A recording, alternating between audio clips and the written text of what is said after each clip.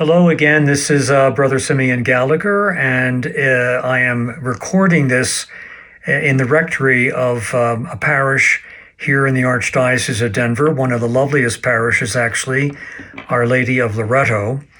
It's a little bit south of the city, and I'm here this week, beginning yesterday with the first Sunday of Advent, to conduct a parish mission.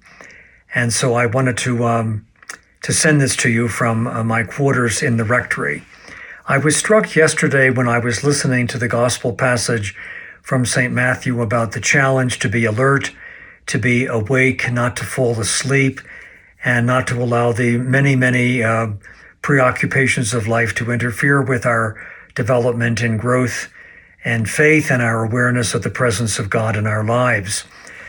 This is an important piece of distinction, at least in my own thinking, to make us aware that there's a world of difference between the concept of being woke, which we hear so much about, and the gospel challenge to be awake. When someone is caught up in this woke business, it is a question of being aware of the prejudices that haunt our conversations and haunt our worldview, and ultimately make it very difficult for us to have conversations and to deal with one another, because we're always trying to root out and somehow eliminate these things that are unfortunately shaping our worldview.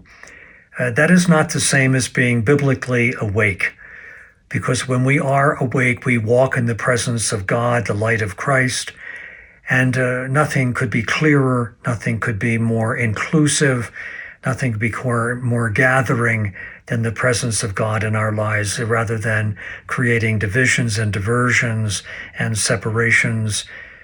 We are called to be one people with one mind and one heart, and sensitive, deeply sensitive to those who are unlike us in many ways, if we're not all unlike each other, and to be sensitive particularly to those who are on the peripheries of life. So the gospel challenges us to be more broad-minded.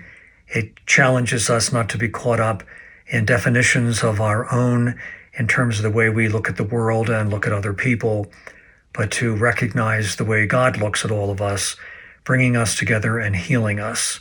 Be alert, be awake, and be conscious of the many incursions into our lives of the presence of God, who loves us, reassures us, and who calls us always to love each other, to forgive each other, and to experience with each other the mercy of God that only God can give.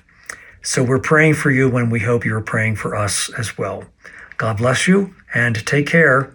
Bye now.